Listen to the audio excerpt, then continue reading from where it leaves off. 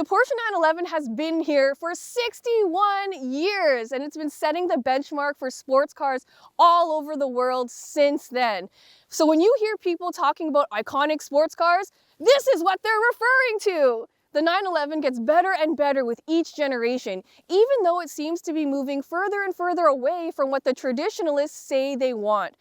But I've loved 911s ever since I was a kid, so it's no surprise that I also love the 911 that we have here with us today, even though it is a rear-wheel drive convertible and we're in the midst of a frozen Canadian winter. Montage!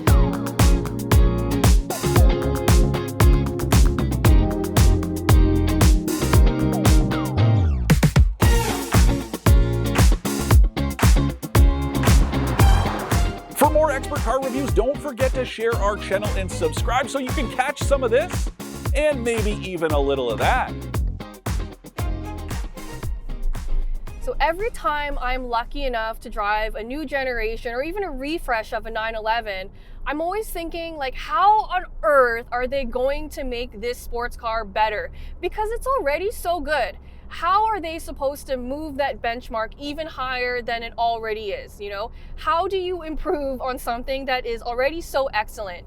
And every single time I'm kind of surprised because Porsche manages to do it better every single time. And it's never a massive, wide sweeping changes. Whenever they do these refreshes, they're very small, tiny changes that really add up to be greater than the sum of their parts. And I'm always really impressed because those minor improvements end up making a pretty big difference. So the best way I can describe it is refined excellence. And I know that sounds like a really corny, salesy marketing term, but I really think it describes what Porsche has done with the 911 over all of these generations. They are simply refining excellence, and it gets better and better each time. And I shouldn't be surprised, but every 911 is more excellent than the one that came before it. And that's the same case with this one. This is a 992.2 generation for all you Porsche nerds out there. That means it's the second refresh of the 992 generation. And there's a whole bunch of new changes here that you can't really see, so I'm gonna try not to talk about those ones too much. But again, they all add up to make an excellent sports car. Especially when it comes to these like entry-level 911s, the Carrera and the Carrera convertible. They're really important in the Porsche 911 universe because they are entry-level 911s. No, they're not as desirable as the GT3 Tourings or the GTSs or the Dakars or the Turbos, but they're still really important because I think they're so aspirational for so many different people. And the fact that this 992.2 generation gets a lot of parts and updates from the GTS and from the Turbo means that that technology is trickling down to these more basic models. And I use the word basic very loosely because this 911 is anything but basic. So there have been a lot of changes to this refreshed 911. And I think the purpose of it was to streamline the lineup because before there was like over 20 something different variants that you could get. I think the way they structured it does simplify it a little bit, and I'm still a little bit confused, but here's what I've learned. So the base 911s no longer come with all-wheel drive, and that's fine. I don't really love all-wheel drive in sports cars anyway because they're a lot heavier, and I think all-wheel drive is overrated and you don't really need it.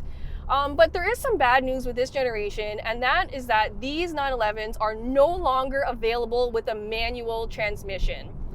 And I know a lot of old school people love manual transmissions. I love manual transmissions. And even though the 8-speed automatic PDK in this is so flawless, I still miss having that manual transmission engagement. And so the only way to get a manual in a 911 now is if you get the GT3 models or if you get the new 911T. Those are the only ones that come with manuals. And so I'm kind of sad that, you know, the entry-level enthusiast doesn't have that option anymore. But I think Porsche wouldn't have done this unless there was a strong business case to do it. So I have to believe that they know what they're doing and that those enthusiasts won't mind ponying up for those more expensive models. So this 911 is now powered by a twin turbo 3-liter flat 6 back there. It has 388 horsepower and 332 pound-feet of torque. And so the last couple Porsches, especially 911s that I've driven, have been the higher models like the GTS. The last Porsche I drove was the 718 Spider RS. So by comparison, this 911 does not have that same instant explosive speed that I've become accustomed to in other Porsches, and especially their EVs. But this 911 is by no means slow. Like, you can still get to 100 kilometers in about 4.5 seconds, which is massively fast. There's no such thing as a slow Porsche, right? So even though this is an entry-level model, you're gonna have more than enough speed. And honestly, 911s are the cars for driving enthusiasts. My favorite thing about every Porsche I drive is the steering and the handling and the balance. I think the steering is probably the best in the entire segment. It is so tight and so responsive, and I just love the way this thing corners. It makes everybody feel like a rock star driver, even if you don't have that much experience. And there are so many different sports cars you can buy that have equal or even more performance than this 911. But if you are a true fan of the driving experience, almost nobody does it better than Porsche.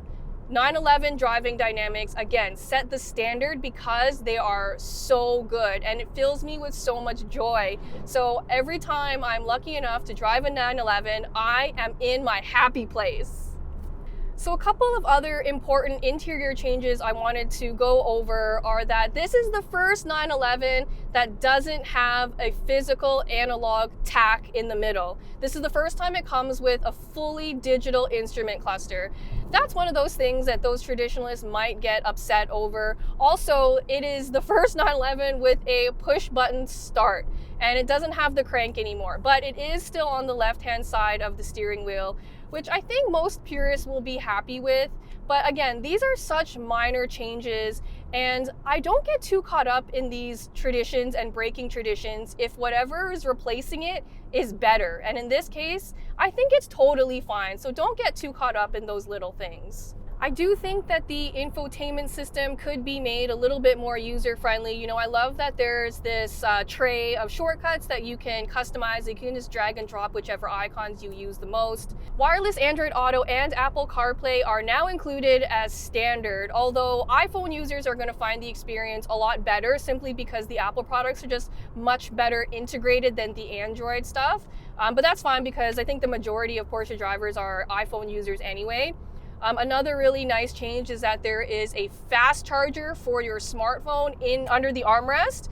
And it's great that it does fast charging. I always wanted them to do that, so I'm so happy it's finally here. And practicality wise, you know, nobody's buying a sports car, especially a convertible, for practicality. You know, they have this big old cup holder now, but there's not a lot of frunk space. You can maybe fit 2 duffel bags in there. And there are rear seats in this model. All the Cabriolets come with those 2+2 setups. There's not a lot of space back there. No real adult can fit back there for any amount of time. It's really only meant for kids in an emergency. So just keep that in mind. One thing I really love about Porsches in general is how you can customize how they look to all sorts of little details.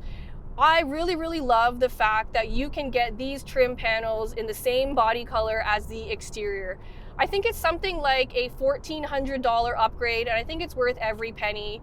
Also, this Cartagena yellow is so nice. It's a $1,700 upgrade, but I honestly think it's so worth it.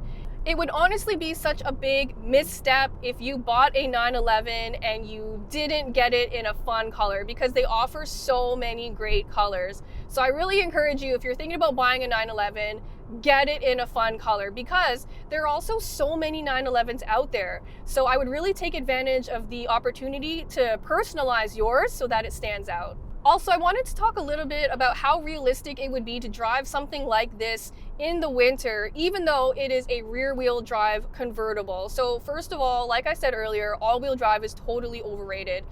This has a set of really good winter tires on it, and all week that I've been driving it, it has been absolutely dreary outside, like just so cold and wet and slippery. And yet this 911 manages to feel so sure-footed. It's also got a really good wet mode, so you can flip it into that mode when it's snowy or when it's rainy, and it kind of manages how the power is delivered, and it does so in a way that makes you feel confident and safe, and allows you to have some fun without feeling like the car is going to go sideways, especially when you didn't intend it to. And I've even been driving it around with the top down too, even though it was absolutely frigid outside. And it was totally fine with the heated steering wheel, the heated seats on full blast, and the heat turned way up. It was totally fine. Your hands might get a little cold and you're gonna get a couple of weird looks, but I think it is such a fun thing to do. It just makes people smile, and why not spread a bit more joy in these dark times? So pricing for the 911 Carrera Cabriolet that I have starts at $150,000 before you add in any of the extras or destination or luxury tax or anything like that. Personally, I would get the coupe version, which starts at $135,000. I personally am not a convertible person, so I would go for the coupe. So the pricing for this one I'm driving, unfortunately, has ballooned very, very high because it is stuffed full of options, and Porsche loves to charge extra for stuff that I think should be included as standard. But with everything in, the as-tested price for this one is about $186,000, and that's before destination or any taxes. And that is a lot of money, but you're paying for something that is very special, it's very refined, it is fun, it's gorgeous, it's timeless, and I think owning an icon just makes so much sense. You know, like you get a sweet promotion at work, you go out and buy yourself a Rolex, you get a new promotion at your job to a higher role, you go get yourself a 911. And it might seem like the obvious choice to get a 911, but it is so good that it just makes sense. To recap, I love the Porsche 911's flawless driving dynamics, iconic looks, and undeniable excellence. I'm not a fan of the fact you can't get a manual on entry-level trims or the expensive options, and I still can't afford one. The Porsche 911 is an icon for a reason. It just embodies automotive excellence. And the fact that it's still so good 61 years after it got here means that it has outlasted so many other vehicles. And while traditionalists might not like where it's going, the 911 makes a great case for moving forward because it does it so well.